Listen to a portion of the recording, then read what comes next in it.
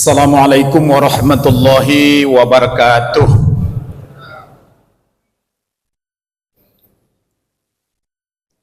Alhamdulillah wassalatu wassalamu ala Rasulillah. Asyhadu an la ilaha illallah wa asyhadu anna Muhammadan abduhu wa rasuluh alladzi la nabiyya ba'dah. Allahumma fassalli wa sallim wa barik ala hadzal nabiyil karim wa ala alihi wa ashabihi ajma'in. Qala Allah Ta'ala fil Qur'anil Karim, a'udzu billahi minasy syaithanir rajim. Bismillahirrahmanirrahim. Am hasibtum an tadkhulul jannah wa lamma ya'lamillahu allazina zahadu minkum wa ya'lamis sabirin. Walhamdulillahi rabbil alamin. Shadaqallahul adzim. Bapak dan Ibu, mari sama-sama kita bersyukur kepada Allah dengan ucapan alhamdulillahi rabbil alamin. Di pagi menjelang zuhur ini, alhamdulillah Allah ringankan kaki kita, Allah gerakkan hati kita untuk hadir bersama-sama di masjid ini dalam rangka mengikuti pengajian. Bapak Ibu, saya selalu sampaikan bahwa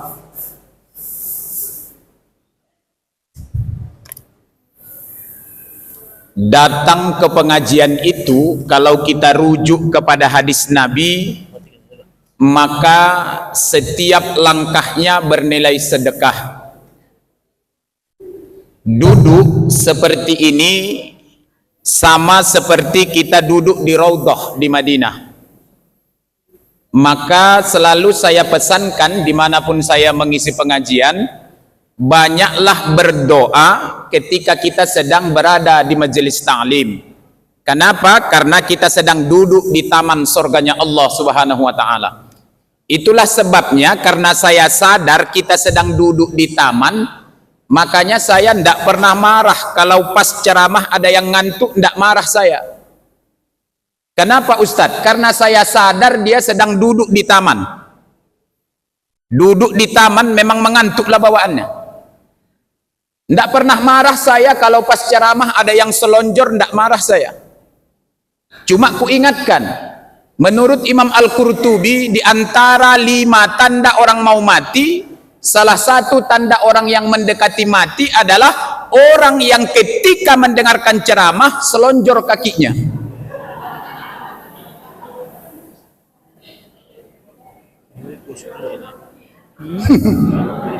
Jangan pala ditarik kakinya, Bu, tetap aja selonjor, tidak apa-apa.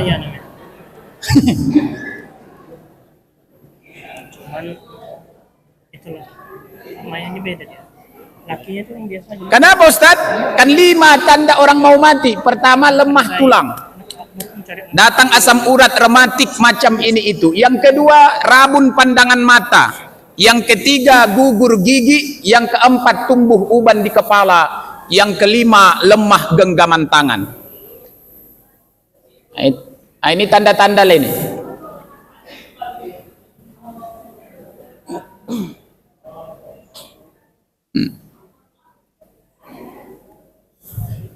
Kemudian bermohon kita sama Allah, sekiranya selawat dan salam kita tersampaikan kepada arwah Rasulullah Muhammad sallallahu alaihi wasallam.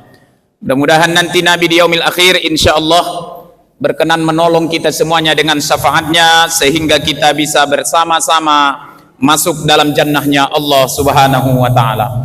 Yang sama-sama kita hormati dan insyaallah dimuliakan oleh Allah, Ketua Yayasan Haji Agus Salim, orang tua kami Haji Muhammad Erwin Siregar. Tentu kita berharap dan berdoa kepada Allah, mudah-mudahan orang tua kita ini senantiasa ada dalam rahman dan rahimnya Allah Subhanahu wa Ta'ala. Kemudian yang sama-sama kita hormati Bapak Rektor, Bapak Profesor Dr. Dadan Ramadan ataupun yang mewakilinya. Kemudian yang saya hormati Wakil Rektor, para dekan, para dosen, karyawan dan staf yang berada di Universitas Medan Area, wabil khusus bagi kita yang hadir di Masjid Umma ini.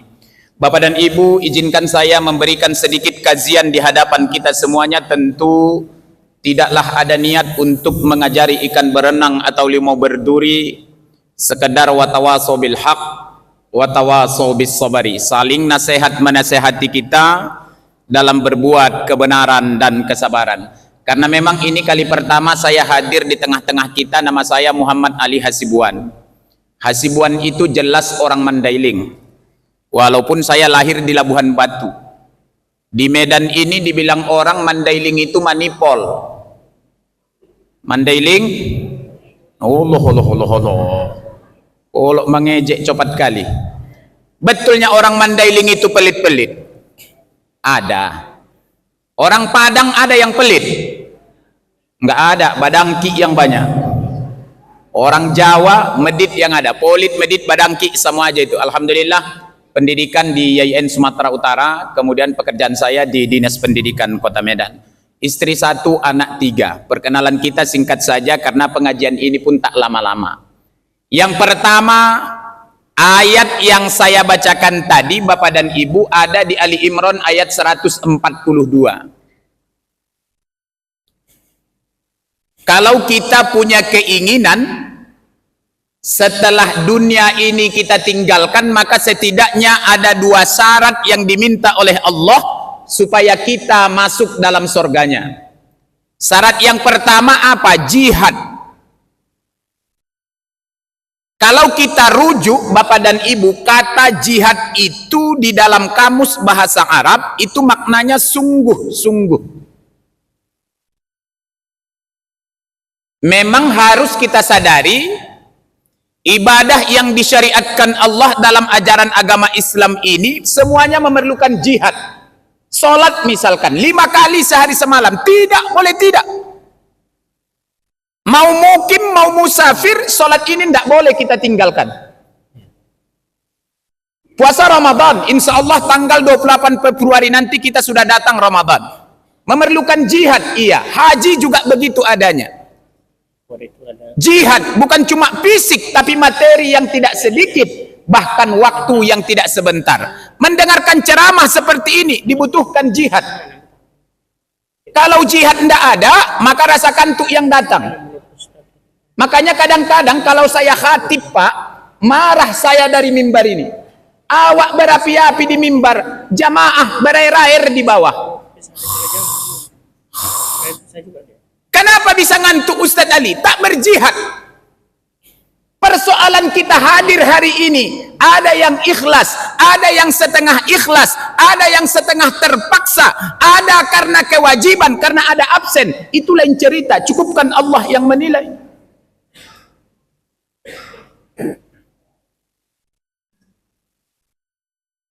Tidak sama semua niat kita ini.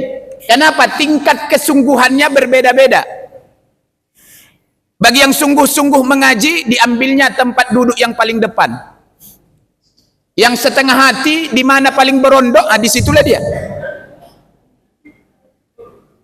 Kenapa? Karena kalau di belakang bisa main handphone, kalau di depan nengok rektor payah nanti.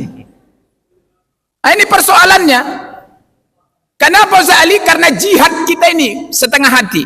Termasuk mendidik anak-anak, mendidik istri. Bapak-bapak, ku sampaikan di Masjid Umay ini. Kalau kepingin rumah tangganya enak, nyaman, bahagia, maka ketahuilah bahwa istri kita itu sebenarnya makhluk aneh. Tapi bukan mengejek aku ini dah. Belajar dari sejarahnya ini. Kok Ustadz bilang perempuan makhluk aneh? Siti Hawa pernah cemburu sama Nabi Adam. Hanya gara-gara Adam pulang larut malam. Cok ku tanya dulu ibu-ibu, sama siapa lah Siti Hawa cemburu? Waktu itu tak ada perempuan. Kalau zaman sekarang pula bapak-bapak ini pulang jam 3 malam, parfumnya pun udah lain, wajarlah ibu-ibu cemburu. Kenapa Ustadz? Karena di luar sana banyak perempuan. Janda kembang ada, janda kuncup ada, jamur pun ada. Apa jamur Ustadz? Janda berumur. Nah, itu jamur namanya itu. Siti Hawa sama siapalah dia cemburu? Nggak ada, lawang perempuan pun cuman dia. Zulaikha, tahu ibu Zulaikha, istri Nabi Yusuf, pernah marah-marah sama tanah hanya gara-gara ketika Nabi Yusuf berbicara sama Zulaikha, Zulaikha memandang ke tanah, maka Yusuf memandang ke tanah, maka Zulaikha marah-marah sama tanah. Ini perempuan, Aisyah, istri Nabi, pernah memiliki sedikit kecemburuan kepada Khadijah, hanya gara-gara Nabi pernah menyebutkan kebaikan Khadijah di hadapan Aisyah. Padahal ibu, di saat Aisyah menikah dengan Rasulullah, Khadijah sudah meninggal dunia. Orang yang mati dicemburui. Saya 8 tahun belakangan ini udah agak jarang saya ribut sama bini. Berarti rumah tangga Ustadz ribut juga? Ribut. Macam mana pula ndak ribut? Aku Mandailing, istriku orang Melayu dari Bengkalis. Makanan saja pun kami sudah berbeda. Aku kepingin daun ubi tumbuk, istriku gulai lomak. Aku bahasa tuson-tuson, biniku kasiko-kasiko. Budaya kami berbeda. Bohong orang, selalu ku bilang kalau rumah tangganya ndak pernah ribut. Bohong dia itu. Tinggal lagi skalanya yang berbeda. Ada yang sekedar banting pintu kamar, ada. Ada yang punggung-punggungan di kamar, ada. Ada yang tak mau masak, ada. Ada yang balik ke rumah mamanya 3 hari 3 malam, ada. Tak dijemput lakinya, oyong kepalanya, ada. Ada yang sampai ke pengadilan agama di Amplas sana, ada. Siapa contohnya? Baim Wong sama Paula.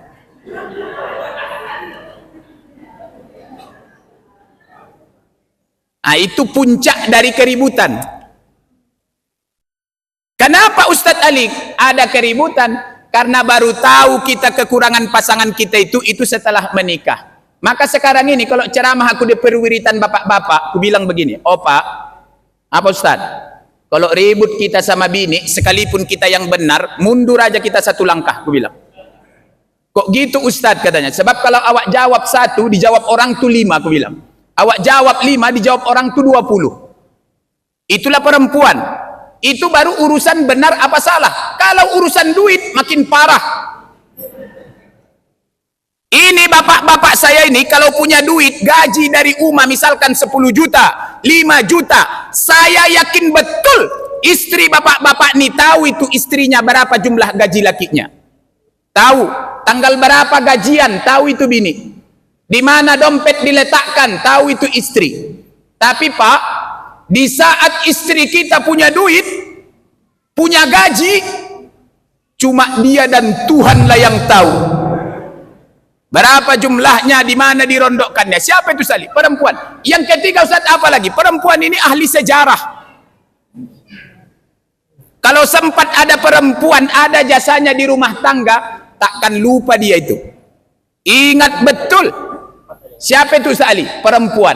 Maka aku bilang perempuan ini makhluk aneh dari sisi itu. Apalagi kalau pergi ke pesta. Aku yang kuceritakan ini pengalamankunya ini. Kalau pergi saya ke pesta Pak, biasanya siap istriku mandi, mandilaku itu. Menunggu laku setengah jam. Kenapa Ustaz? Karena dia pakai celak saja pun entah berapa menit. Sampai miring-miring mukanya ku tengok depan kaca itu gini-gini. Lain lagi yang pakai gincu, lama nunggunya. Saking lamanya sampai awak tempat pesta daging udah habis, telur rajanya lagi yang ada. Kenapa Ustaz Ali? Istri. Maka mendidik istri anak-anak ini jihad.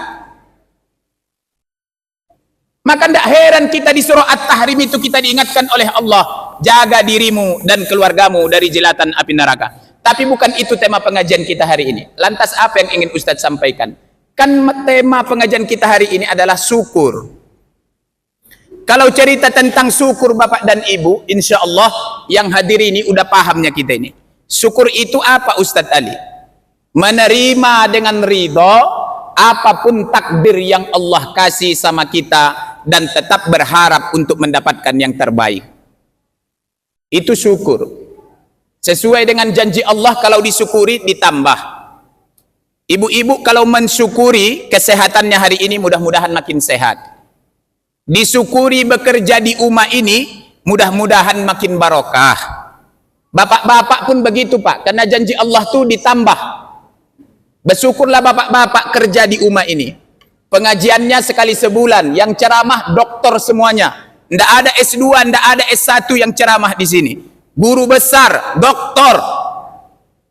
Tidak semua masjid punya guru mendapatkan label doktor itu. Betul. Maka bersyukurlah.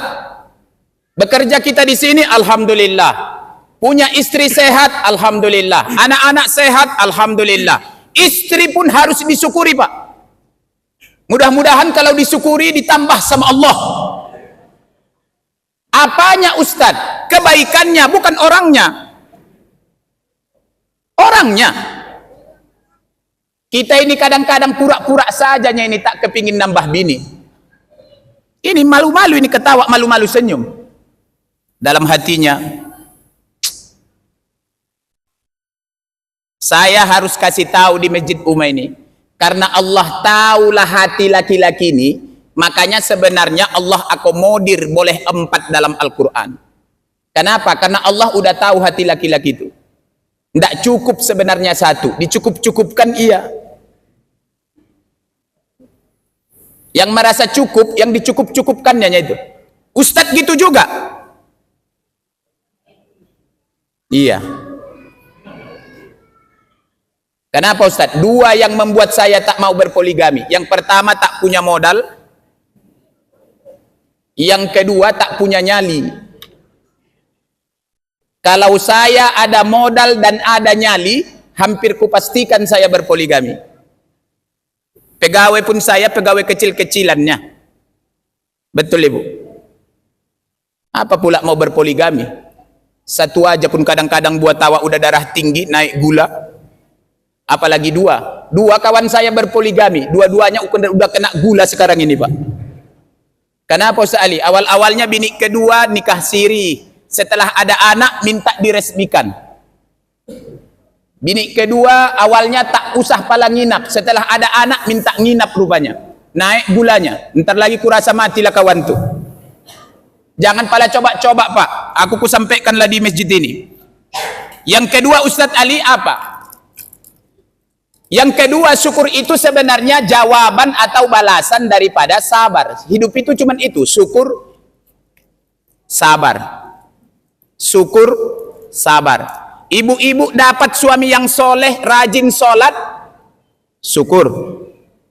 Dapat suami yang miskin, kasar pula cakapnya, sabar. Dekan ibu baik budi, tak pernah marah-marah, pelindung, pengayom, syukur. Rekan kerja ibu ndak ada yang lancip mulutnya, ndak ada yang tukang gosip, syukur. Punya kawan kerja tukang gosip semuanya, sabar. Gajian tepat waktu, syukur. Agak terlambat, sabar. Ya Bu, sabar. Aku pun sabarnya aku tadi. Masuk aku ke masjid ini belum seramai ini jamaah. Kenapa Ustaz? Undangan sama aku pula jam 9.30. Datang aku jam 9, jam 10 kurang 15. Nah, duduk saya sebentar. Barulah datang satu-satu. Syukur. Apa masalah? Tidak ada masalah. Hidup itu cuma itu. Kemarin baru nerima rapot kan Bu, anak-anak kita. Dapat ranking 1, syukur. Tidak pernah dapat ranking Ustadz mulai TK sampai sarjana. Sabar. Jangan dihujat. Adanya mama-mama nih yang tak sekolah mulutnya menghujat anaknya ada. Bodoh kali kau memang. Sama betul kau macam bapakmu bodohnya. Dijawab anaknya, kok tahu mama bapak bodoh katanya. Mama kan sekelas sama ayahmu katanya. Rupanya yang cinloknya orang tua waktu SMA. Kenapa Ustadz Ali tidak boleh marah? Dengarkan bapak dan ibu. Di surah Ali Imran ayat 134. Kata Allah, jangan marah. Jangan marah. Kalau Bapak Ibu lakukan 6 poin yang kusampaikan ini, insya Allah bahagia hidup kita Pak. Tenang batin kita menjalani hidup ini. Yang pertama, jangan marah. Di mana itu Ustadz bisa kita ketemukan? Ada di surah An-Nisa ada di surah Ali Imran ayat 134. Jangan marah. Yang kedua Ustadz Ali, apalagi? Di surah yang sama di Ali Imran ayat 159, jangan berkata kasar. Tidak boleh kita pak kasar. Ibu-ibu jangan kasar sama anaknya.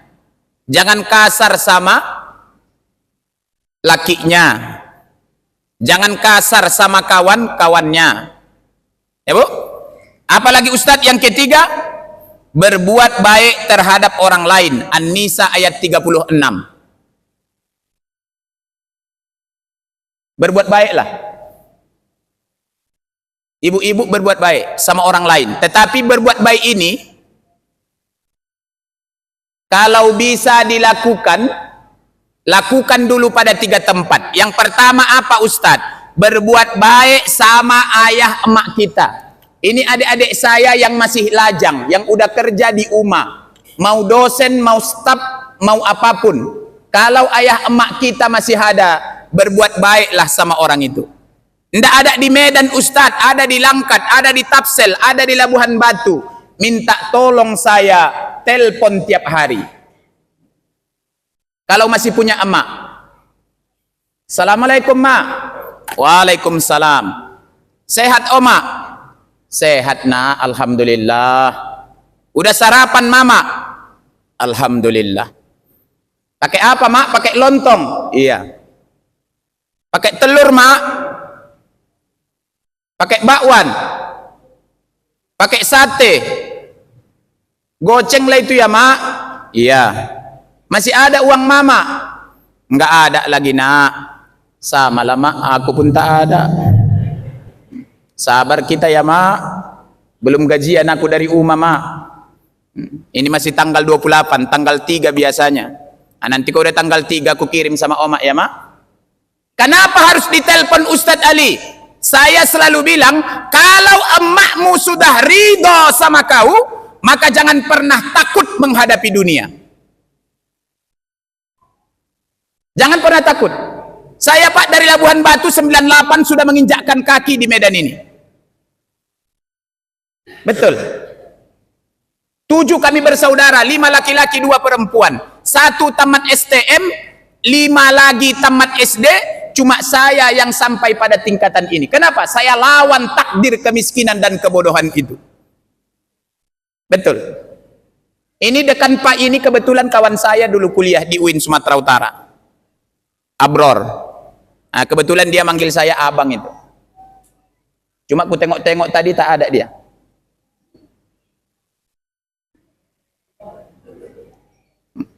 Ya, Pak Abror.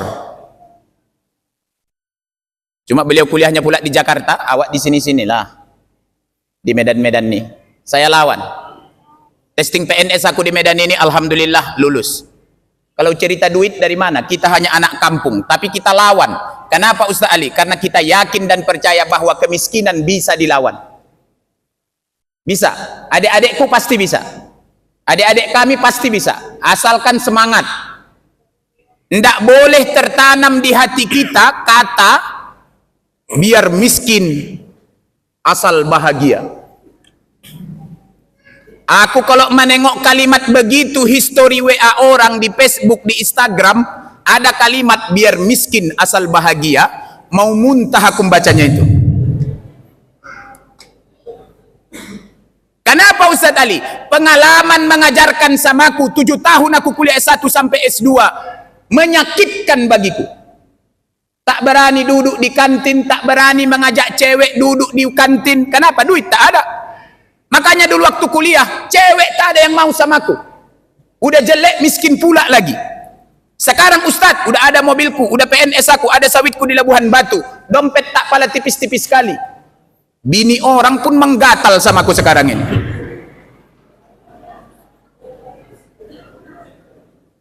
Maka betullah kata orang bijak, pada akhirnya pria tampan akan kalah dengan pria mapan. Betul, Bu? Tengok itu, Pak. Tengok itu, Pak. Maka kalau dompet kita tipis, jangan bertingkah sama bini, Pak. Jangan bertingkah. Tak suka aku. Kenapa Ustaz Ali? Karena bagiku miskin itu neraka. Aku udah dari situ. Dari mana Ustaz? Dari kemiskinan itu. Dulu pipi saya ini, Bu, enggak gini nih, gini. Ada dulu cewek orang Siantar, cinta kali aku nengok dia. Ku kerjakan makalahnya, ku kerjakan skripsinya. Begitu ku ucapkan I love you, tak mau aku sama kau Ali. Kata coba, apa enggak sakit batinku? Coba. Enggak usah cerita lah. Enggak usah cerita. Yang benar itu apa Ustaz Ali? Kaya, beriman, bertakwa, mudah-mudahan bahagia. Itu baru betul. Kadang-kadang orang tak baca sejarah ketika Nabi melamar Khadijah, walaupun banyak perdebatan, tapi saya lebih sepakat mahar Nabi sama Khadijah itu 20 ekor unta. Unta merah, bukan unta biasa, Bu. Berapa harga satu ekor unta hari ini, Ustadz? Kalau kita cek hari ini di Madinah, harga unta itu antara 45 sampai 50 juta per ekor hari ini. Kita buat saja lah, Bu, 40 kali 20. Berapa itu? Nih ada adik kami yang baju hijau ini. 800 juta. Itulah mahar yang dikasih Rasul sama Khadijah. 800 juta. Banyak enggak itu? Banyak. Itu lain keyboard itu. Ada dulu keyboard Ustadz, enggak, lain yang lain-lainnya. Kaya Nabi, kaya. Kenapa Ustaz Ali? Karena istrinya pun kaya. Berapa jumlah istri Nabi Ustadz? 11. Istri Nabi berapa? 11. Yang 11 orang itu Ustadz ada yang jambak-jambaan. Kenapa? Karena rata-rata istri Nabi itu, mohon maaf saya, janda. Ada yang gadis, ada. Tetapi secara umum janda. Janda kembang Ustaz.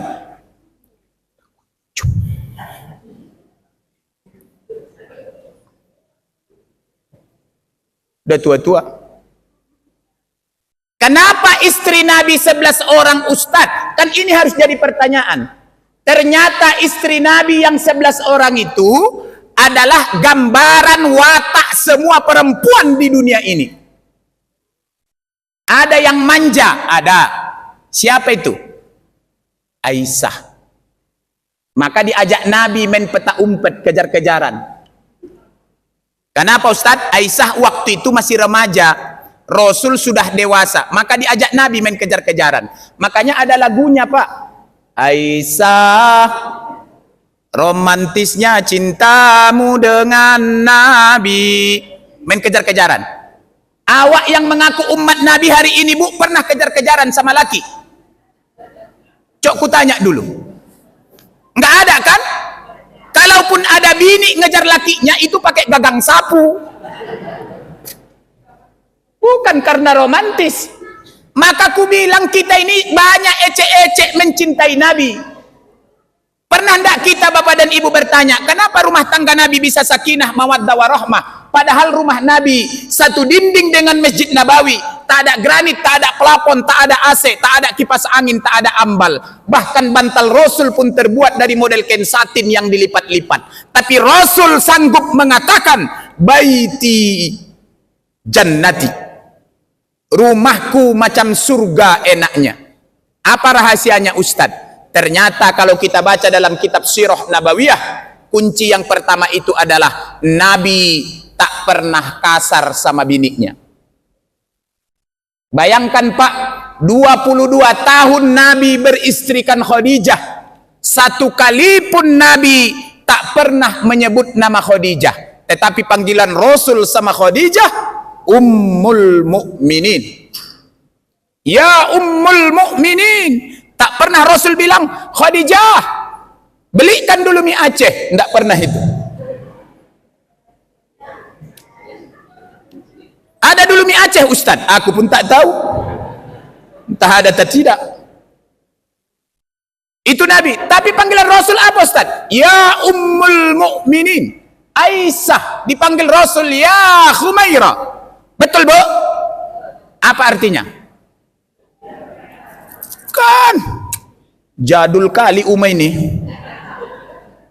Ya Khumairah itu artinya harus kita upgrade. Apa artinya Ustadz? Ayang beb.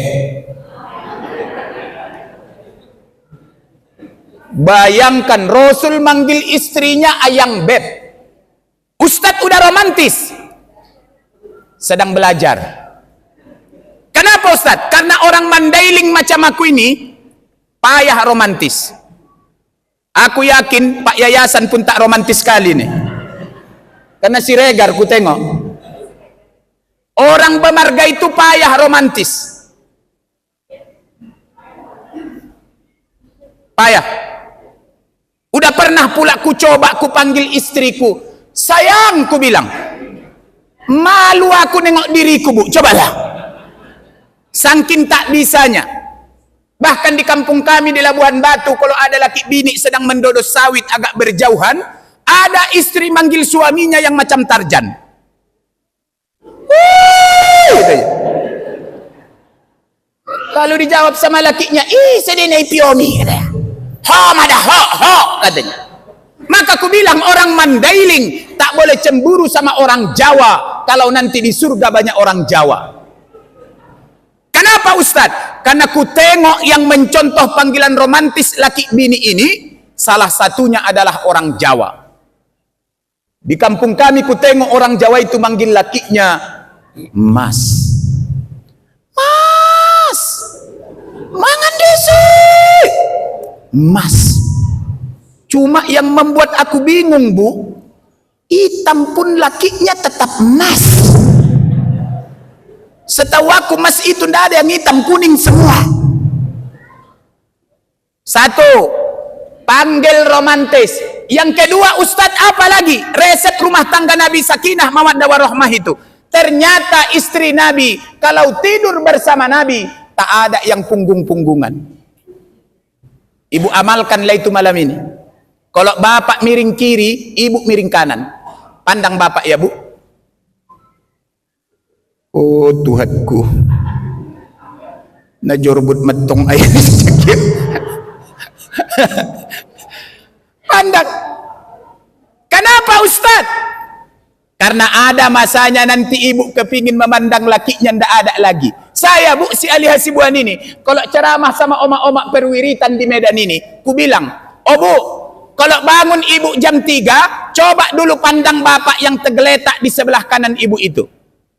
Udah macam ikan lohan yang pingsannya lagi tidurnya. Coba pandang dulu, ku bilang, dari ujung rambut sampai ujung kaki. Dalam hati ada doa, makasih ya bang. Kaulah laki-laki yang udah menggantikan posisi ayahku melindungi dan menafkahi aku. Makasih ya bang. Dulu hitam rambut abang ini. Sekarang udah botak bayah. Dulu kuatnya abang gendong aku. Sekarang abang lah yang kupapah ke kamar mandi kalau kumat asam uratnya. Panjang umurmu ya bang. Lama kita bersama di dunia dan insya Allah bersama kita di akhirat. Kita pun Pak, kalau bangun kita mulai malam ini, jam 3 kek, jam 2 kek, coba kita pandang istri kita itu Pak, dari ujung rambut sampai ujung kaki. Makasih ya dek, udah kau masakkan nasi abang 45 tahun ini, kau cucikan baju abang, kau gosokkan.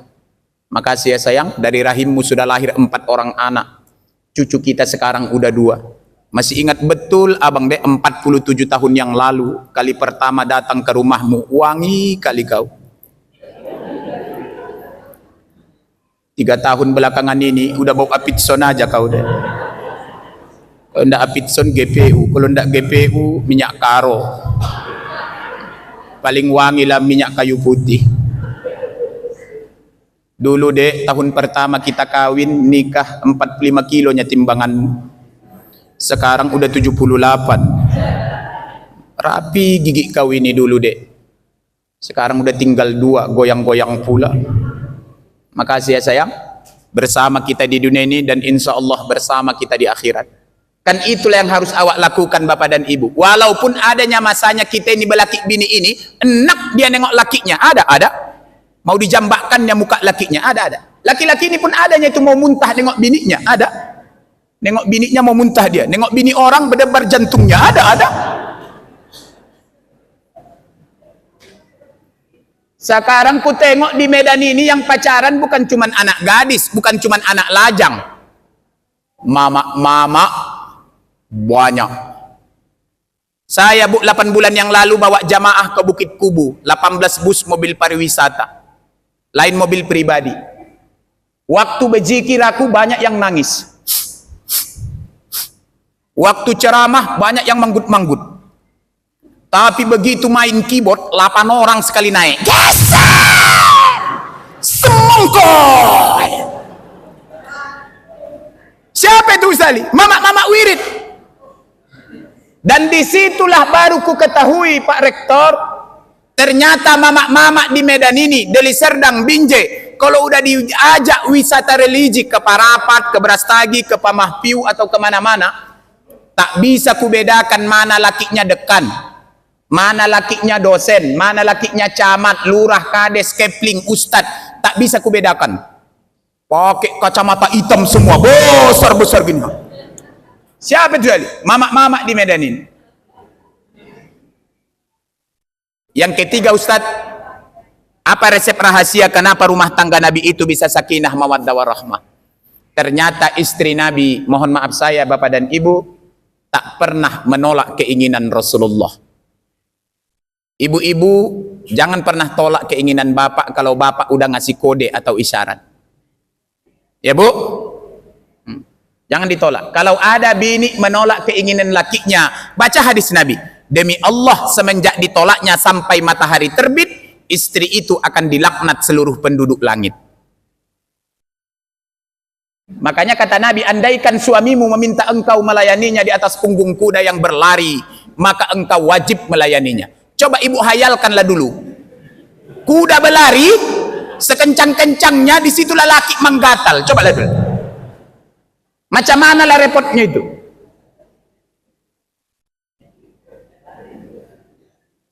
Sedangkan tak berlari pun udah repot ya. Apalagi lari. Aku ku sampaikan aja ini. Kenapa Ustaz Ali? Karena bagi saya dakwah ini sampaikan kebenaran. Itu aja. Tidak boleh Bu ditolak. Siap-siap Pak. Dek, Abang. Dah, selesai. Dek, capek kali. Yang pernah mengamalkan itu pulang pengajian ini minta maaf, entah matinya pula besok pagi. Karena mati ini tak tahu awak kapan datangnya ya Bu. Orang kaya mati, mati. Orang miskin, mati. Dosen mati. Ustadz yang baca Quran, protokol, ibu-ibu belum mati. Mana ada? Itulah kenapa selalu ku bilang, jangan pala sombong-sombong kali awak hidup ini. Kenapa Ustaz Ali? Demi Allah, siapapun dirimu akan tetap berbantalkan tanah. Betul Bu? Jangankan kita keluarga besar Universitas Medan area ini, orang-orang hebat di negeri ini pun matinya. Mudah-mudahan Allah lapangkan kubur beliau. Siapa yang gak kenal presiden kita Soeharto? Mati. Bukan karena tak ada duit untuk berobat Ibu. Mati. Gus Dur, guru bangsa kita yang lain. Mati. Soekarno, mati. Habibie, mati. Ustadz mati. Mati. Siapa yang gak kenal guru kita Zainuddin MZ? Syekh Ali Jaber, Kiai Haji Arifin Ilham, Ustadz Jepri Al-Bukhari, mati. Artis-artis mati. Mati. Siapa yang gak tahu Nike Ardila? Kembang Kota Bandung tahun 92 jam 10 pagi kecelakaan di jalan. Mati. Kawan duetnya Dedi Dores. Olga Saputra mati. Warawiri di televisi mulai pagi sampai malam. Mati. Kenapa Ustaz? Karena kelenjar di leher. Maggie Jet mati. Bukan karena sakit gigi. Memang mati dia Pak.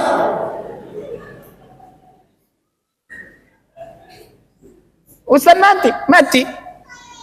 Datang masanya insaflah hadiri, selimut putih pembalut badan. Makanya ibu-ibu kalau udah koma, udah sakit parah, dalam hati ibu udah dirawat misalkan di Kolombia atau di Malahayati, ada cincin, ada kalung, minta tolong aku Bu, cepatlah itu cabut jual, impakkan ke masjid. Aku khawatir kalau ibu duluan mati, bapak kawin lagi, dibuatnya itu jadi maharnya. Karena laki-laki ini kalau bini mati paling payah ini tak kawin lagi. Beda sama mama-mama. Makanya mama-mama kalau udah umur 65, 70, gini tuh kan, Bu. Bapak-bapak 80 tahun pun masih gini. Makanya kawin lagi dia. Kenapa Ustaz Ali? Itulah kodratnya laki-laki. Sampaikan sama Bapak. 5 menit lagi ya. Siapa lama-lama kali. Yang berikutnya Ustadz Ali, apalagi kenapa rumah tangga Nabi itu bisa sakinah, mawaddah warahmah. Ternyata Nabi dan istrinya, mohon maaf Bapak dan Ibu, sering suap-suapan makan. Awak yang mengaku ustadz, yang mengaku dosen, yang mengaku staf, seringnya awak sulang-sulangan makan sama bini. Aku Pak sulang-sulangan sama bini waktu pesta perkawinan sajalah. Habis itu sampai sekarang tak ada lagi. Malu aku Pak, cobalah. Tapi sekarang sedang belajarlah untuk itu. Ya Bu, pelan-pelan. Tadi pagi udah kusuap juga istriku sekali. Cobalah dek, walaupun agak terpaksa dan malu aku bilang. Yang kelima apa resepnya lagi Ustadz Ali? Ternyata Nabi dan istrinya, ibu bapak yang harus saya sampaikan supaya sakinah mawaddah warahmah rumah tangga kita. Istri-istri Nabi, mohon maaf harus saya sampaikan kepada kita, ternyata tak pala ada yang pencemburu kali, tak pala ada yang tukang marah kali, tak pala ada yang tukang marepet, tak pala ada yang lancip mulutnya, tak pala ada yang suka egois model orangnya.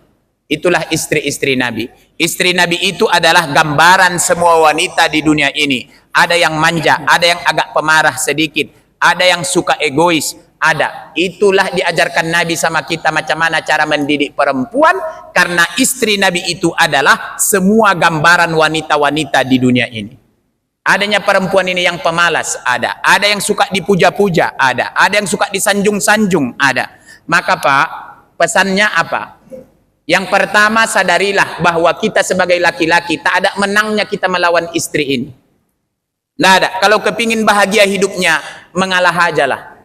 Kalau ndak darah tinggi kita nanti Pak. Yang kedua Ustadz Ali, yang keenam Ustadz Ali apa? Jangan pernah berjanji sama istri. Ini ku ingatkan adik-adikku yang masih baru nikah.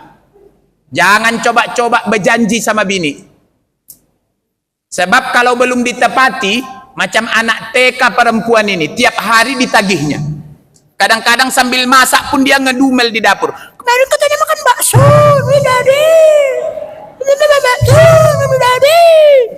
jangan pernah berjanji sama bini. Aku sekarang udah tak mau aku berjanji sama bini. Kenapa Ustaz Ali udah paham aku? Ustadz pengalaman, iya yang ku ceritakan ini pengalamanku sendiri. Bukan pengalaman orang. Jangan pernah berjanji. Kenapa Ustaz Ali? Boleh jadi karena istriku pun pendidikan agamanya pas-pasan. SD, SMP, kemudian kuliah kesehatan di USU. Jadi tak lahir dari rahim pondok pesantren.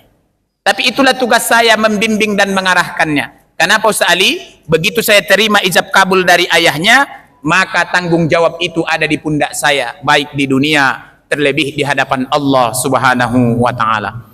Lalu Ustadz, apa yang terakhir yang harus saya sampaikan supaya tenang hidup kita?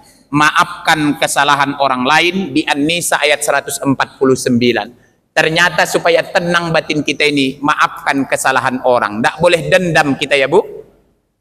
Tidak boleh dendam. Apalagi ini bentar lagi datang Ramadan. Ku tengok di Medan ini, masyarakat di Medan Deli Serdang menjelang Ramadan. Kebiasaan kita H-3 sebelum Ramadan sibuk jarah. Yang tak pernah jarah pun jarahlah dia. Tidak ada memang baru. Jarah, te cogot bulan puasa mah. Nandile, jarah. Sesok kan bulan puasa. Ini ibu-ibu ku ingatkan, bukan mengajari, mengingatkan.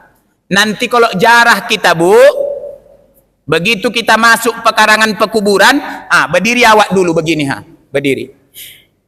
Ucapkan salam. Assalamualaikum. Begitu aja pun dapat, udah paten itu. Tak dapat dia doa yang panjang Ustadz, sesederhana itu. Assalamualaikum. Ucapkan salam ya Bu.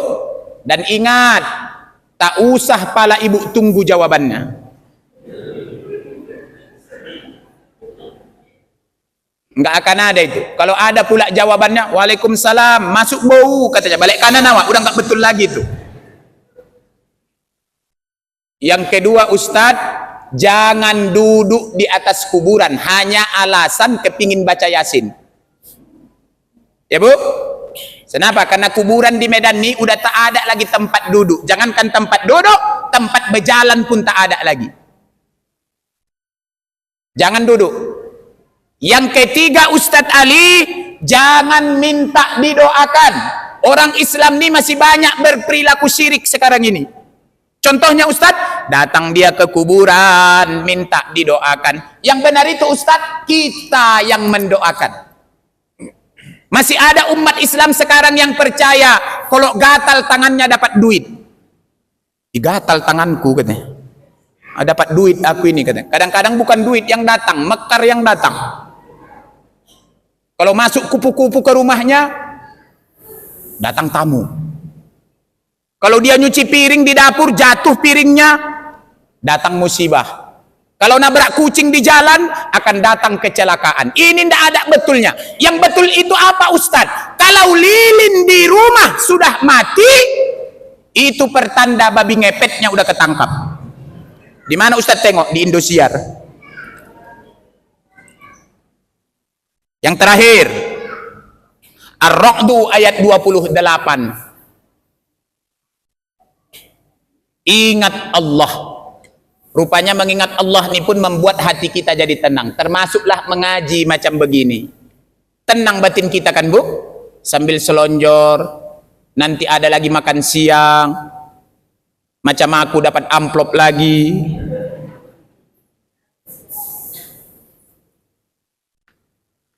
Karena itu Ustadz datang kemarin, enggak pala. Makanya dimanapun aku diundang tak pernah kutanya berapa amplopnya itu, datang aja aku. Cuma dari model amplopnya pun nanti udah tahu aku isinya itu. Kalau amplop air mail yang merah-merah pinggiran dan putih-putih itu biasanya limpul-limpul lah itu. Akikah, macam ini itu. Macam-macam. Duanya inti amplop ini. Pertama, wah. Yang kedua, wih. Karena itu Ustadz, saya enggak pernah ragu menyampaikan. Ibu-ibu pun datang kemari harus karena Allah, jangan karena yang lain-lain. Saya pun datang kemari bukan karena itu. Kenapa Ustadz? Dakwah saja. Mudah-mudahan ada yang diamalkan orang menjadi amal zariyah bagi saya. Itu aja sebenarnya Pak. Lalu Ustadz, apa yang harus saya sampaikan? Karena ini udah jam 11 lewat 17 jam saya.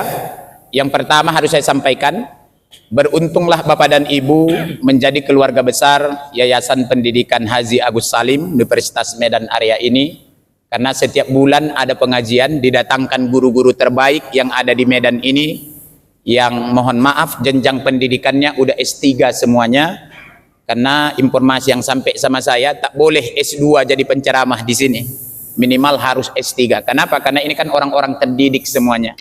Beruntunglah. Maka harapan saya yang kedua, rajin-rajinlah kita Bapak dan Ibu mengaji.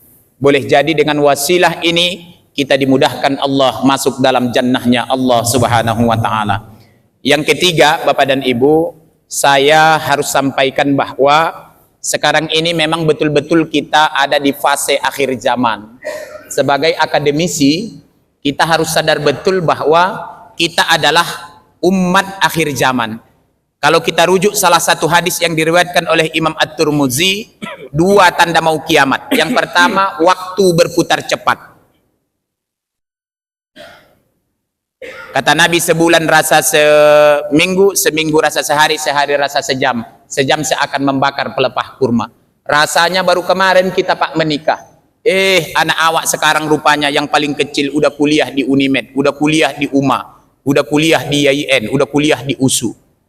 Waktu berputar cepat. Yang kedua Ustadz, pasar mudah diakses. Dulu ayah emak kita, opung kita kalau mau belanja pergi pagi pulang petang. Sekarang kepingin kita sesuatu, tinggal duduk-duduk di kamar, golek-golek di kamar, datang. Ada GoFood, ada GoSend, macam ini itu. Ibu kepingin beli jilbab, tak mesti lagi ke pajak ikan, cukup lewat aplikasi, datang sekarang ini. Pasar mudah diakses. Maka kata Nabi, ketika engkau sudah hidup di fase itu, maka setidaknya ada beberapa poin yang tak boleh kau tinggalkan. Yang pertama, banyaklah beristighfar kepada Allah. Yang kedua, banyak bersedekah. Yang ketiga, berhusnudzon. Yang keempat, sholat jangan tinggalkan. Dan saya meyakini Bapak dan Ibu hari ini kita sudah ada di fase itu. Bahkan tanda yang lain kata Nabi, tanda kiamat itu udah dekat. Banyak ustadz ceramah di pintu-pintu neraka. Maksudnya apa? Banyak orang yang ustadznya sesat, tapi banyak juga yang membenarkannya. Hari ini ada ustadz yang bercakap bisa dialog dengan Jibril, bisa bercakap sama semut, tapi banyak juga orang yang mempercayainya. Ada ustadz yang menghina seseorang di keramaian, tapi orang itu malah senang dan tertawa. Jamaahnya bahkan bahagia. Saya kira inilah yang dimaksud Nabi, bahwa di akhir zaman akan banyak ustadz ceramah di pintu-pintu neraka. Tengok juga lah ustadz-ustadz di kota Medan ini kalau udah tahun politik. Tak mau tahu mereka benar apa salah, asalkan cair dukung. Asalkan cair dukung. Inilah yang tak boleh. Memang betul kata Nabi, di akhir zaman menggenggam kebenaran itu sama seperti menggenggam bara api. Perih, sulit, makanya sedikit orang yang mengamalkannya. Kita hari ini cenderung membenarkan yang batil menjadi sebuah kebenaran, dan kadang-kadang kebatilan kita benarkan demi sebuah kepentingan. Kita hari ini hidup di fase itu dan hidup di zaman itu. Bapak dan Ibu, orang tuaku, abang, kakak kami, tetaplah berpijak pada kebenaran, karena kebenaran itu akan mendatangkan kebahagiaan di dunia dan insya Allah kemuliaan di hadapan Allah Subhanahu wa Ta'ala. Akhirnya saya tutuplah tausiah ini dengan sebuah pantun. Bolehlah dibuat jadi histori di WA.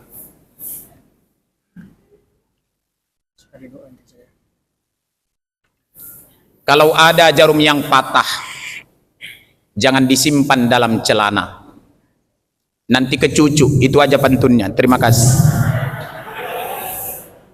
Pantun apa itu Ustaz Ali? Pantun menjelang pergantian tahun baru. Ada lagi pantun Ustaz? Ada. Kuntilanak naik sepeda, kecebur dalam sumur, mampus. Saya kira seluruh keluarga besar Yayasan Pendidikan Haji Agus Salim Universitas Medan Area, saya ucapkan ribuan terima kasih.